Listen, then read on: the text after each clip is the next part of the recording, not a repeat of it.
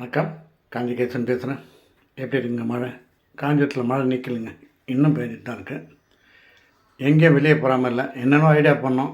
கண்டிப்பாக மீன் மட்டும் வாங்காதீங்க. ஏன்னா தொடர்ந்து 2 நாள் மழை, கடலுக்கும் போகல. அதனால் பழைய மீனாக தான் கிடைக்கும்.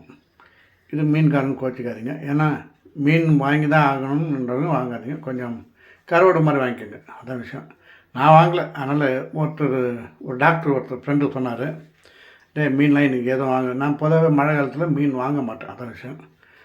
சிக்கன் வாங்கலான்னு பார்த்தேன். இந்த மழையில் எங்கேயும் போக முடியல. ஸோ இன்றைக்கி மார்னிங் எக்ஸ்ரே கொஞ்சம் சாதம் இருந்தது. அதில் புளியோதரை அண்ட் சப்பாத்தி ஆச்சுங்களா. மத்தியானத்துக்கு சின்ன நெத்திலி பாக்கெட் வாங்கிட்டேன். அதை இது பாருங்க, இது போதும்.